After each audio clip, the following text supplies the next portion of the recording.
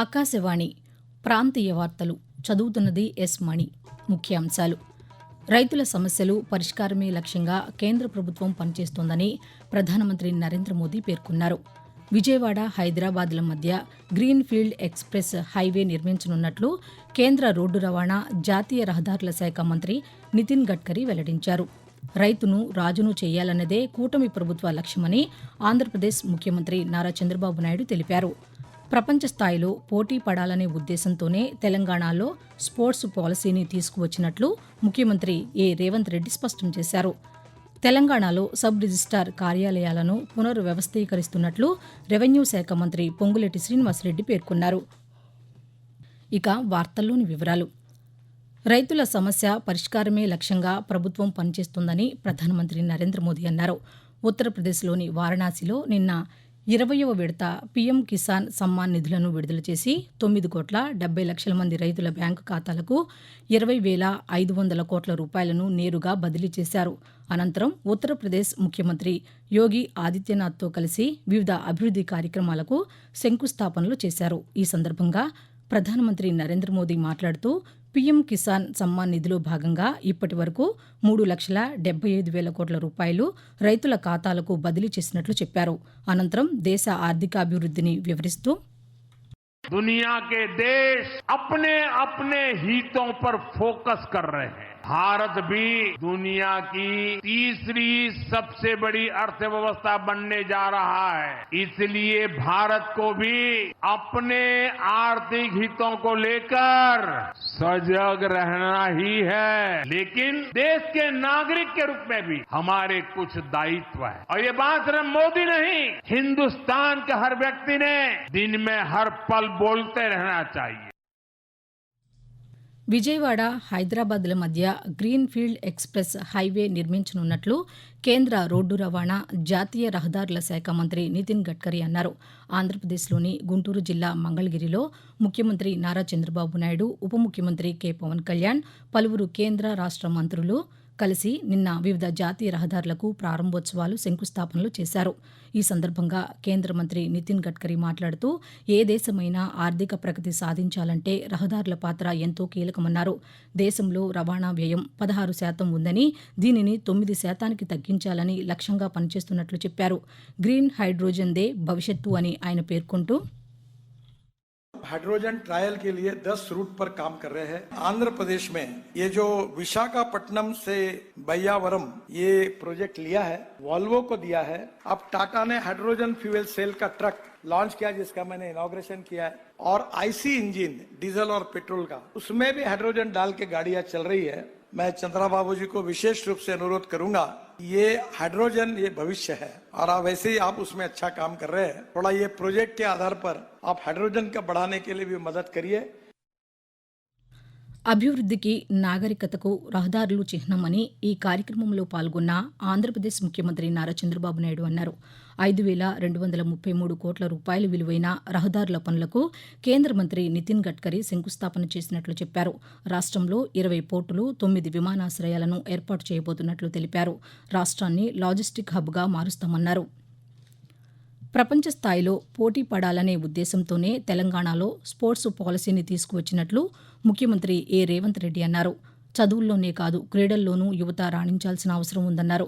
హైదరాబాద్లోని హెచ్ఐసిసిలో నిన్న జరిగిన తెలంగాణ స్పోర్ట్స్ కాన్క్లేవ్లో తెలంగాణ స్పోర్ట్స్ పాలసీని ముఖ్యమంత్రి ఆవిష్కరించారు. ఈ సందర్భంగా పలు సంస్థలతో ప్రభుత్వం ఒప్పందాలు చేసుకుంది.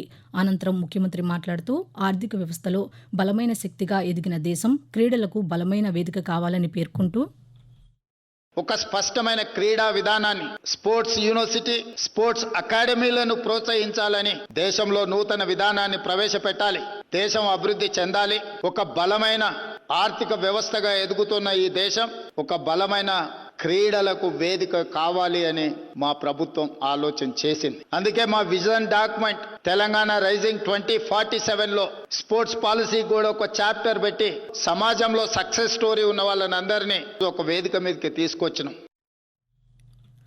ఆకాశవాణి ప్రాంతీయ వార్తలు వింటున్నారు.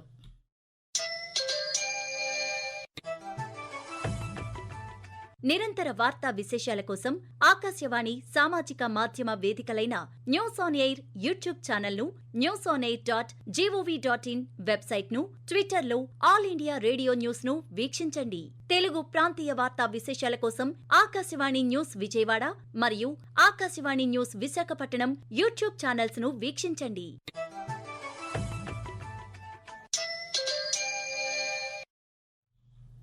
రైతును రాజును చేయాలన్నదే కూటమి ప్రభుత్వ లక్ష్యమని ఆంధ్రప్రదేశ్ ముఖ్యమంత్రి నారా చంద్రబాబు నాయుడు అన్నారు.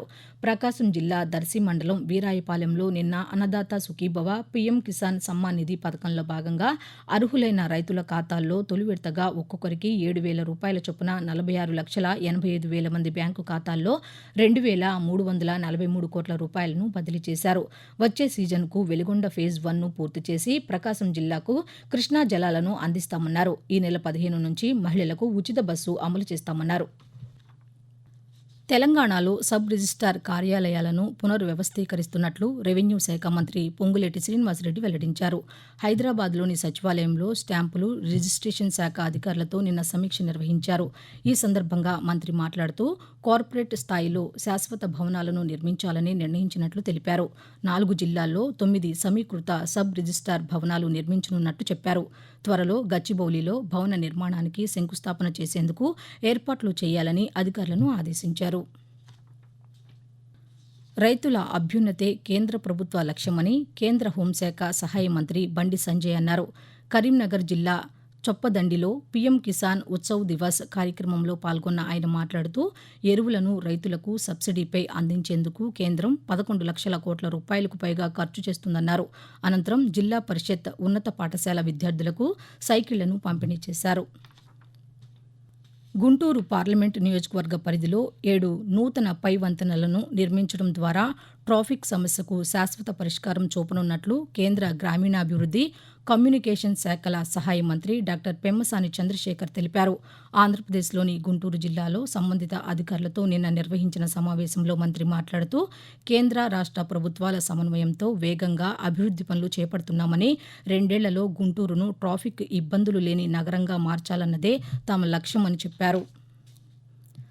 నగరాలు, పట్టణాల్లో మౌలిక సదుపాయాల కల్పనకు ప్రభుత్వ నిధులపై ఆధారపడటాన్ని తగ్గించడానికి ప్రజలు, ప్రైవేటు భాగస్వామ్యం వంటి నూతన విధానాలను అన్వేషించాలని ఆంధ్రప్రదేశ్ పట్టణాభివృద్ధి శాఖ కార్యదర్శి ఎస్ సురేష్ కుమార్ అధికారులను ఆదేశించారు. నగరపాలక సంస్థల కమిషనర్లతో నిన్న దృశ్య మాధ్యమ సమావేశాన్ని నిర్వహించారు. పట్టణ స్థానిక సంస్థలలో ఆర్థిక క్రమశిక్షణ అమలుకు సమగ్ర కార్యక్రమాన్ని నిర్వహించనున్నట్లు చెప్పారు. పన్ను వసూళ్లతో రాబడిని పెంచాలని ఆదేశించారు. భారత్, ఇంగ్లాండ్ జట్ల మధ్య లండన్లోని ఓవల్లో జరుగుతున్న క్రికెట్ 5వ టెస్టు మ్యాచ్లో 3వ రోజు 2వ ఇన్నింగ్స్లో భారత్ 396 పరుగులు చేసి ఆలౌట్ అయింది. ఈ క్రమంలో ఇంగ్లాండ్కు 372 పరుగుల లక్ష్యాన్ని నిర్దేశించింది. 2వ ఇన్నింగ్స్ మొదలుపెట్టిన ఇంగ్లాండ్ ఆట ముగిసే సమయానికి 50 పరుగులు చేసి 1 వికెట్ను కోల్పోయింది. 4వ రోజు ఆట ఈరోజు కొనసాగుతుంది. వాతావరణం. ఆంధ్రప్రదేశ్ యానం దిగువ ట్రోపో ఆవరణంలో నైరుతి, పశ్చిమ దిశగా గాలులు వీస్తాయని అమరావతిలోని వాతావరణ కేంద్రం తెలిపింది. దీని ప్రభావంతో రాష్ట్రంలోని పలు జిల్లాల్లో తేలికపాటి నుంచి మోస్తరు వర్షాలు కురిసే అవకాశం ఉందని వాతావరణ శాఖ అధికారి ఎం వెంకట్రావు తెలియజేస్తూ, ఈ రోజు కోస్తా ఆంధ్రప్రదేశ్ యానాంలో తేలిపాటి నుంచి మోస్తరు వర్షాలు 1 లేదా 2 చోట్ల కురిసే అవకాశం ఉంది. బలమైన గాలులు గంటకు 40 నుంచి 50 కిలోమీటర్ల వేగంతో వీచే అవకాశం ఉంది. ఇక రాయలసీమలో ఈ రోజు తేలిపాటి నుంచి మోస్తరు వర్షాలు 1 లేదా 2 చోట్ల కురిసే అవకాశం ఉంది. భారీ వర్షాలు 1 లేదా 2 చోట్ల కురిసే అవకాశం ఉంది. ఇక మరోవైపు తెలంగాణలో ఈరోజు తేలికపాటి నుంచి మోస్తరు వర్షాలు కురిసే అవకాశం ఉందని హైదరాబాద్లోని వాతావరణ కేంద్రం తెలిపింది. ప్రాంతీయ వార్తలు ముగించే ముందు ముఖ్యాంశాలు మరోసారి. రైతుల సమస్యలు పరిష్కారమే లక్ష్యంగా కేంద్ర ప్రభుత్వం పనిచేస్తోందని ప్రధానమంత్రి నరేంద్ర మోదీ పేర్కొన్నారు. విజయవాడ, హైదరాబాద్ల మధ్య గ్రీన్ ఫీల్డ్ ఎక్స్ప్రెస్ హైవే నిర్మించనున్నట్లు కేంద్ర రోడ్డు రవాణా, జాతీయ రహదారుల శాఖ మంత్రి నితిన్ గడ్కరీ వెల్లడించారు. రైతును రాజును చేయాలన్నదే కూటమి ప్రభుత్వ లక్ష్యమని ఆంధ్రప్రదేశ్ ముఖ్యమంత్రి నారా చంద్రబాబు నాయుడు తెలిపారు. ఆకాశవాణి ప్రాంతీయ వార్తలు ఇంతటితో సమాప్తం. తిరిగి 7 గంటల 5 నిమిషాలకు జాతీయ వార్తలు వింటారు.